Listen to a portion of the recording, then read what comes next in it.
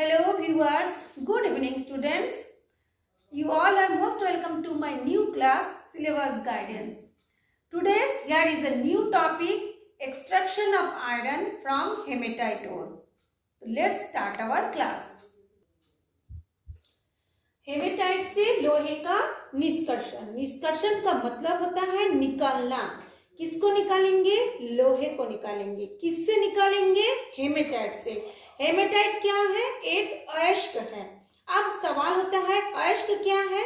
अयस्क एक वो पदार्थ होता है जिसमें कई तत्वों, धूल, कण, पत्थर, कंकड़ और भी जो तत्व है वो सब आपस में मिले हुए अवस्था में होता है, जिसको कहा जाता है अयस्क। तो जो लोहा जो है वो जिस अयस्क से मिलता है वो होता है हेमेटाइट। मैग्नेटाइट भी एक अयस्क होता है जहां से लोहे को निकाला जाता है। तो दोनों का पहले हम सूत्र देख लेते हैं। देखिए मैंने लिखा है हेमेटाइट एक अयस्क है, सूत्र है Fe2O3 और उसका जो अदर अयस्क नेम है, दूसरे अयस्क का नाम है मैग्नेटाइट, जिसका फॉर्मूला है Fe3O4। अब हमको ये Fe2O3 और या फिर Fe3O4 से हमको लोहा को निकालना है। तो हम हमेशा हेमेटाइट ही लेते हैं। देखिएगा हर क्वेश्चन में, हर बुक में यही लिखा रहता है हेमेटाइट से लोहे का निष्कर्षण। किसी भी बुक में मैग्नेटाइट नहीं लिखा रहता है। हम दोनों से निकाल सकते हैं, परंतु इसलिए नहीं लिखा रहता है क्योंकि हेमेटाइट की मात्रा हमारे धरती पर ज्यादा है और मैग्नेटाइट कम है, और हेमेटाइट से निकालना और आसान भी हो जाता है। तो चलिए हम देखते हैं हेमेटाइट से लोहा किस तरह से निकालते हैं। तो मैंने जैसे आपको अभी बताया कि हेमेटाइट एक अयस्क है, उसमें बहुत सारे अशुद्धियां, इम्प्यूरिटीज उसमें उपस्थित रहता है। हम एक एक करके उन अशुद्धियों को हटाएंगे और हमारे पास अपने आप लोहा मिल जाएगा। तो क्या क्या अशुद्धि है, तो उससे देखने से पहले हम ये बताते हैं कि हेमेटाइट से जो लोहा निकालेंगे उसकी 4 स्टेप होती है, 4 स्टेप है ना। देखिए मैंने लिखा है 4 स्टेप। फर्स्ट स्टेप इज सांद्रण, means concentration of ore. Second is bharjan, means roasting. Third is praglan, means melting. And fourth is शोधन, means purification या purify। ठीक, तो सबसे पहले हम पढ़ते हैं सांद्रण। पहले हम अयस्क को क्या करेंगे? सांद्रण करेंगे। कौन सी विधि से करेंगे? ग्रेविटी सेपरेशन मेथड, यानी गुरुत्व पृथक्करण विधि। तो गुरुत्व पृथक्करण विधि क्या है? इसके लिए हमको क्या करना पड़ेगा? जो अयस्क है उसको हमको बारीक पीसना पड़ेगा, पाउडर जैसे बारीक पीस करके उसको हमको क्या करना पड़ेगा? जैसे मैंने देखिए एक डायग्राम बनाया है, चित्र बनाया है। यहाँ पे देखिए एक नल लगा हुआ है। नल से क्या हो रहा है? पानी निकल रहा है। हमने देखिए यहाँ पे लिखा है पानी की धारा। ठीक, अब हम लोग क्या है, जो बारीक पिसा हुआ पाउडर है उसको देखिए हम लोग ये एक जगह पे हम लोग लिए हैं, है ना। तो जब हम उसमें कंटिन्यू पानी की धारा उस पर फ्लो करेंगे, प्रवाहित करेंगे, तो पानी के साथ वो पाउडर क्या होगा? घुलेगा। तो घुलेगा मतलब क्या? हिलने लगेगा। घुलेगा मतलब घुल नहीं जाएगा, वो हिलेगा, है ना। हिलने से क्या होगा? जो धूल कण है वो पानी के साथ बह करके नीचे की ओर आने लगेगा, और जो भारी कण है जिसमें लोहा है वो देखिए मैंने यहाँ पे ब्लैकिश करके दिया हुआ है, वो यहाँ पे धीरे धीरे यहाँ से जमेगा। फिर कुछ मात्रा में अगर पानी के साथ बह के आ जाए, आगे बह जाए तो यहाँ आके रुकेगा। फिर कुछ स्टेप यहाँ, मतलब ये स्टेप बाय स्टेप लोहे का कण जो होता है कुछ अशुद्धियों के साथ ये नीचे में बैठते जाएगा, और जितने धूल कण कंकड़ है जो पाउडर बन चुका है वो पानी की धार के साथ बह के इस एक टैंक है उस टैंक में जमा होगा। जैसे आप लोग देखेंगे बरसात में जब पानी गिरता है तो हम लोगों के घर के आसपास जो भी जगह है उसमें देखिएगा पीला पीला पानी जो है पानी की धार के साथ बह के चले जाता है। तो वो कैसे जाता है, धूल कण जाता है, लेकिन जो बालू है वो नीचे में बैठ जाता है। वैसे आप कल्पना कीजिए यहाँ पे, तो यहाँ पे ये ढलान है, ढलान होने के कारण भारी जो कण है वो देखिए काला काला में नीचे बैठ गया है, और जो हल्का अशुद्धियां है वो बह के इस टैंक में आ जा रहा है। देखिए हमने लिखा है पानी की धारा, यहाँ पे लिखा है अधिक घनत्व वाले अयस्क के कण। अधिक घनत्व वाले अयस्क कण में लोहा है, आर्सेनिक है, सल्फर है, सिलिका है, फास्फोरस है, मैग्नीज है, कई अशुद्धियां उसमें मिला है। खाली इसमें धूल कण जो है वो निकल जा रहा है। ठीक, तो इसमें जो ये जम गया है इसको बोलते हैं कम घनत्व वाले अशुद्धियां, माने जो छोटे छोटे जो कण होते हैं कम घनत्व जिसका है वो इसमें जमा हो गया, और ये हिस्सा आपका पानी है।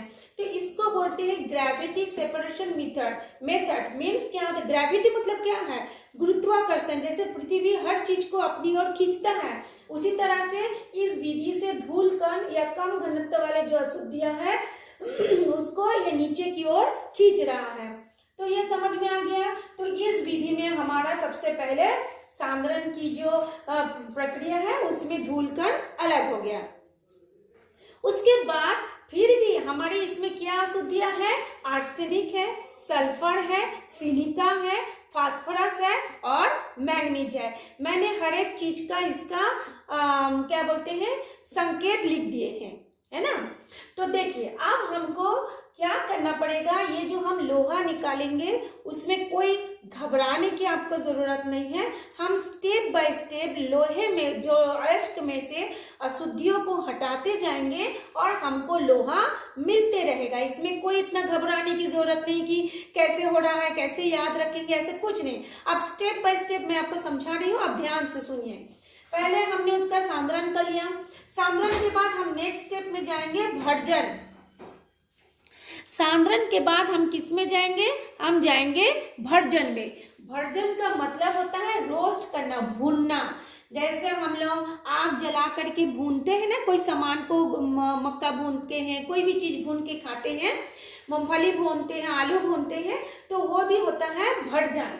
तो भर्जन से क्या होगा, जैसे आप लोग ध्यान दीजिएगा, जैसे हम आलू भूनते हैं तो देखिएगा आलू भूनते समय आलू थोड़ा सा सिकुड़ जाता है। क्यों? क्योंकि उसमें से आलू का जो पानी है वो पानी भाप बन के निकल जाता है। ठीक, तो इसी तरह से भर्जन भी सेम प्रोसीजर है। जो हमारा ये जो अयस्क मिला सांद्रण करने के बाद, जो हमको पदार्थ मिला, अयस्क पदार्थ मिला, उसको हम लोग जब भर्जन करते मतलब वायु के साथ गर्म करते हैं। भर्जन करना मतलब क्या है, आग में भूनना। तो आग किसकी उपस्थिति में जलती है, ऑक्सीजन की उपस्थिति में आग जलती है। तो ये आर्सेनिक जो है ऑक्सीजन के साथ क्रिया करके H2O3 आर्सेनिक ऑक्साइड बना करके गैस बन करके वायुमंडल में मिल जाता है। इसलिए देखिए हमने यहाँ पे एरो का निशान ऊपर की ओर किया, यानी वो हवा बन करके निकल जाता है। दूसरी अशुद्धि जो सल्फर है वो भी ऑक्सीजन के साथ जुड़ करके सल्फर डाइऑक्साइड बन के गैस बन के निकल जाता है। अब आप सोचिए आपके पास एक गीला चीज है और उसमें से हवा यदि निकल जाए तो बीच बीच में हवा निकल जाएगा तो उसमें क्या होगा, छेद होगा ना। तो उसी तरह से जब ये दो अशुद्धियां, मान लीजिए ये हमारे ये 4-5 अशुद्धियां हैं, ये भी निकल गया, ये भी निकल गया, तो ये जो हिस्सा ये छेद करके रखा था, मान लीजिए इतना हिस्सा में ये निकल गया, ये निकल गया, ये निकल गया, ये निकल गया, तो इतने जगह तो अब खाली हो गया है ना। तो खाली होने के कारण हमारा जो अयस्क है वो रंध्रमय हो जाता है, छेद हो जाता है। देखिए मैंने निकाली हूँ, ये जो गैस है हवा निकल जाने के बाद और रंध्रमय हो जाता है। ठीक, ये हो गया हमारा भर्जन। तो हमारे ये दो चीज चला गया। अब भर्जन के बाद हमारा आएगा प्रगलन। प्रगलन का मतलब होता है पिघलना या मेल्टिंग करना। ठीक है, पिघलना या मेल्टिंग करना। तो मेल्टिंग में क्या करेंगे हम लोग, देखिए प्रगलन का जो स्टेप होगा वो 3 स्टेप होगा। प्रगलन का स्टेप क्या होगा, 3 स्टेप होगा। पहले देखिए अपचयन होगा, मैंने एक चित्र बनाया है इसके बारे में बता रही हूँ। ये स्टेप कौन सी है, प्रगलन में होगा अपचयन, और दूसरा होगा धातुमल, तीसरा होगा गलन। ठीक, यही स्टेप में लोहा हमको मिलेगा।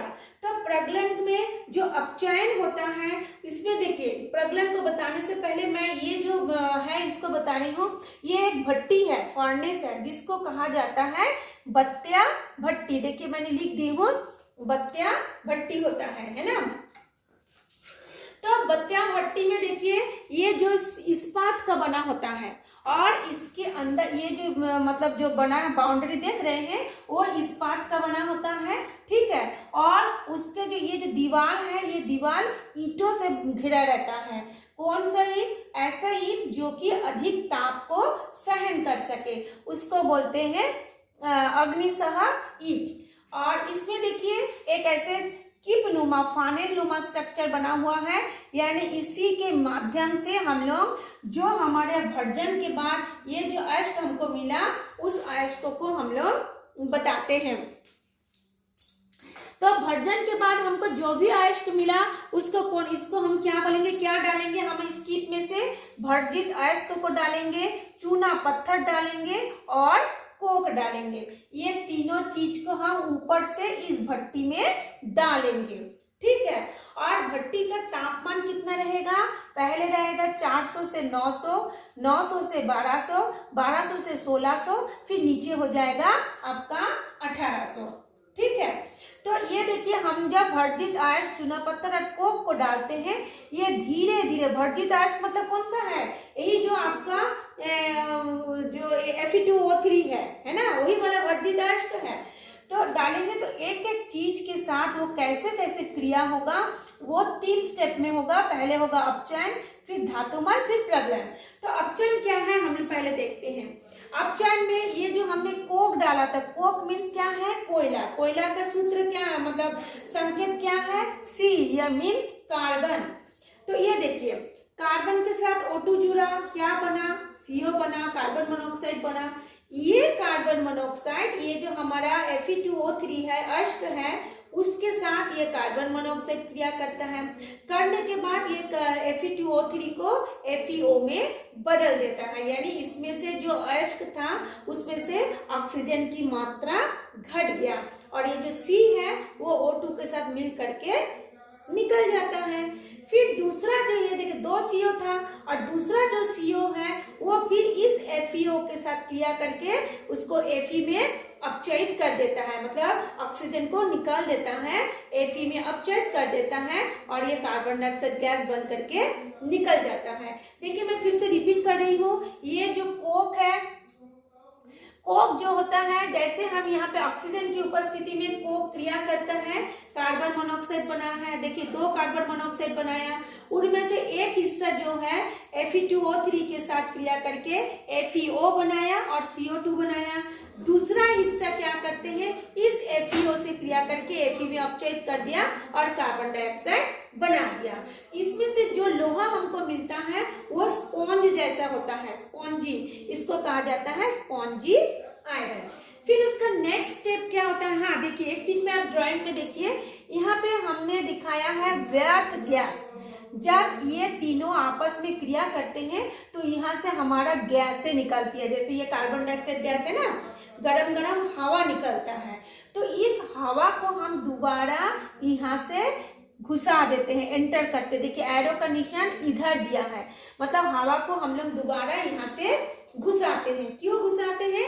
ताकि हमको अधिक ईंधन देने की आवश्यकता ना हो, क्योंकि 1200 से 1600 या फिर 1800 डिग्री ताप देने के लिए हमको बहुत अधिक ईंधन देना पड़ता है, फ्यूल देना पड़ता है। यदि हम इसी गर्म हवा को फिर यहाँ से घुसा देंगे, जो कि यहाँ से निकल रहा है, तो हमारी ईंधन बचेगा। इसलिए देखिएगा आपको किसी भी बुक में ऐसा ड्राइंग नहीं दिया है, मैंने समझाने के लिए ऐसे डॉटेड डॉटेड करके दिखा दिया है, ठीक। फिर उसके बाद हमारा क्या होगा, तापमान जो हो जाएगा, उसके बाद हम लोग देखिए 900 से 1200 में क्या हो जाएगा, 900 से 1200 के बीच में। अब इसमें तो कोक तो क्या कर लिया, अब हमारे पास क्या बचा, चूना पत्थर। चूना पत्थर का सूत्र होता है CaCO3, कैल्शियम कार्बोनेट, है ना। देखिए इसमें क्या हुआ, हम जो 3 चीज मिलाए थे, चूना पत्थर, कोक और भर्जित अयस्क, इसमें से कोक खाली क्रिया किया, चूना पत्थर क्रिया नहीं किया। अब इसमें चूना पत्थर क्रिया करेगा, तो चूना पत्थर इस गर्म से अपघटित हो जाता है, तापमान से क्या होता है, अपघटित हो जाता है। ये 900 से 1200 तापमान पर अपघटित होकर क्या बनाता है, कैल्शियम ऑक्साइड और कार्बन डाइऑक्साइड बनाता है। तो कार्बन डाइऑक्साइड फिर हवा में उड़ जाता है। ये जो कैल्शियम कार्बोनेट है, ये जो दूसरा एक जो कोक था, ये जो थोड़ा बहुत कोक उसमें मिला हुआ था, उसके साथ क्रिया करके भी कैल्शियम ऑक्साइड और कार्बन मोनोऑक्साइड बनाता है। ठीक, अब इसमें देखिए, अब ये जो कैल्शियम ऑक्साइड यहाँ पर भी मिल गया, कैल्शियम ऑक्साइड इसके साथ भी मिल गया, तो 2 मात्रा हो गया कैल्शियम ऑक्साइड का।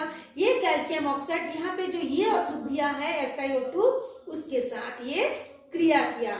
तो आप लोगों को इतना घबराने की जरूरत नहीं है। आप सोचेंगे कि किसके साथ किसका क्रिया हो रहा है, हम याद कैसे करेंगे ना।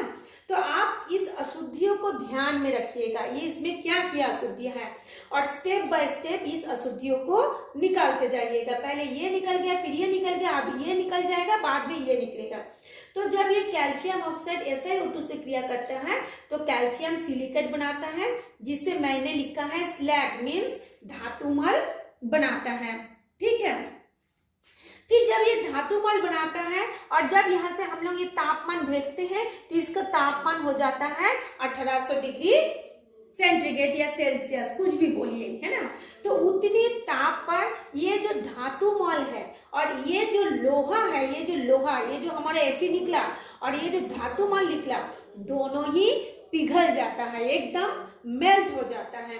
अब जब वो मेल्ट हो जाता है 1800 डिग्री सेंटीग्रेड ताप पर, तब हम लोग को ये देखिए मैंने लिखा है 2 रास्ता दिखाते हैं। एक ऊपर में एक रास्ता है, नीचे में एक निकासी है। ऊपर के निकासी में धातुमल निकाल देते हैं, नीचे की निकासी में लोहा को निकालते हैं, पिघला लोहा को।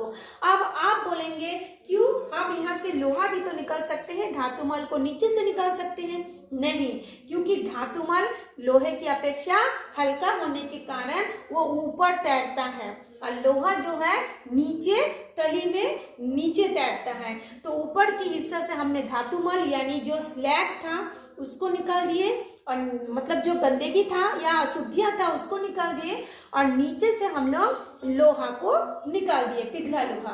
तो ये जो पिघला लोहा है ये पूरी तरह से शुद्ध नहीं है, कुछ मात्रा में फास्फोरस, कुछ मात्रा में Mn और कुछ मात्रा में SiO2 उसमें उपस्थित रहता है। इस कारण इस लोहा को कहा जाता है पिग आयरन, मीन्स कच्चा लोहा।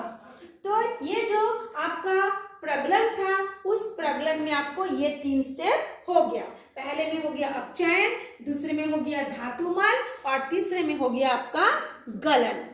ठीक, तो ये जो कच्चा लोहा है जिसको हम पिग आयरन बोलते हैं, उसमें 2 या 3% तक अशुद्धियां होती हैं। उस अशुद्धियों हमको शुद्ध करना है। तो उसको शुद्ध करने के लिए देखिए मैं बता रही हूँ, इसमें मैंने इसको पीछे साइड में मैंने बनाया है, इसको बता रही हूँ मैं। ये देखिए मैंने पीछे साइड में इसका बनाई हूँ। हाँ, ये देखिए मैं पीछे साइड बनाई हूँ ब्लैक बोर्ड के, मैं उसको दिखा रही हूँ। वो जो हमको कच्चा लोहा मिला, कच्चा लोहा मिलने के बाद मैंने देखिए उसका शोधन करना है, प्यूरिफिकेशंस इलेक्ट्रोलाइसिस मेथड से। इलेक्ट्रोलाइसिस मेथड मतलब विद्युत अपघटन विधि। इसके लिए क्या करते हैं, 2 धातु का इलेक्ट्रोड लेते हैं। इलेक्ट्रोड किसको बोलते हैं, धातु की पतली पतली पट्टी को इलेक्ट्रोड कहा जाता है। इसमें 2 धातु का पट्टी लेते हैं। एक हो गया शुद्ध लोहे की धातु का पट्टी जो कि थोड़ा सा पतला है, और एक हो गया इसकी कंपेयर में ये देखिए थोड़ा मोटा है, और एक मोटा अशुद्ध लोहे की पट्टी। जो लोहा कच्चा लोहा हमको मिला उसका हम जब ठंडा कर लेंगे तो वो ठोस बन जाएगा, फिर उसका हम इलेक्ट्रोड इसको लिए, और जो पहले से शुद्ध लोहा था उसका इलेक्ट्रोड ये लिए।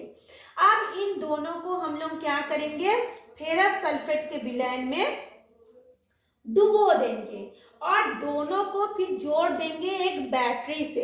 ये देखिए इसको भी एक बैटरी से जोड़े, इसको भी एक बैटरी के दोनों सिरे से इसको जोड़ दिए। बैटरी में 2 सिरा होती है, धन सिरा और ऋण सिरा, तो दोनों सिरे से तार से उसको जोड़ दिए। अब क्या करते हैं, बीच में एक तो स्विच रखते हैं, जैसे हम लोग घरों में पंखा टीवी चालू करने के लिए एक स्विच रखते हैं, वैसे एक स्विच रखते हैं, है ना, स्विच रखते हैं। तो जब जैसे अच्छा ये जो मोटा वाला इलेक्ट्रोड है जिसको हम अशुद्ध इलेक्ट्रोड बोलते हैं वो होता है आपका कैथोड यानी पॉजिटिव चार्ज, और जो शुद्ध वाला होगा वो होता है एनोड यानी नेगेटिव इलेक्ट्रोड। ये हो गया पॉजिटिव इलेक्ट्रोड, ये हो गया नेगेटिव इलेक्ट्रोड। ठीक, अब क्या होता है जब हम इस स्विच ऑन करेंगे, बैटरी से दोनों सिरे जुड़ गया तो क्या, और इसको हम लोग फेरस सल्फेट के विलयन में डुबो दिए, तब ये इसमें क्रिया होने लगेगी। कैसी क्रिया? ये फेरस सल्फेट के जो विलयन है इसमें ये जो अशुद्ध लोहा है वो उसमें घुलने लगता है, मतलब जैसे घुलता है ना कोई पदार्थ, वैसे घुलता है। घुलने के बाद क्यों इसमें इलेक्ट्रॉन जो है, शुद्ध लोहे का जो इलेक्ट्रॉन है इस वायर में से, इस तार में से होता हुआ ये जो शुद्ध लोहा है उसके इस किनारे में आके धीरे धीरे, ऐसे किनारे में आके धीरे धीरे इसके साइड में क्या होता है, जमा हो जाता है ना। किनारे में धीरे धीरे आके साइड में वो क्या होता है, ये जैसे यहाँ पे मैं बता रही हूँ, ये ऐसे ऐसे ऐसे यहाँ पे ऐसे करके इसे किनारे में ऐसे जमा हो जाता है, और धीरे धीरे ये पतला होते जाता है और धीरे धीरे ये मोटा होते जाता है। तो और इसके अंदर जो अशुद्धियां है, फास्फोरस मैंगनीज जो अशुद्धियां है, ये देखिए मैंने यहाँ पे लिखा दिया है एनोड मड, यानी इसके जो कचरा है, कचरा मतलब जो दूसरे पदार्थ मिला हुआ था वो धीरे धीरे एक कोने में आके ऐसे नीचे तली में जमा होने लगता है। ठीक है, अब एक सवाल मैं आप लोगों को बता दूं, ये क्यों घुलता है, ये क्यों नहीं घुलता, ये भी तो आप लोगों के मन में सवाल आता है कि अशुद्ध वाला ही क्यों घुलेगा, शुद्ध वाला भी तो घुल सकता है।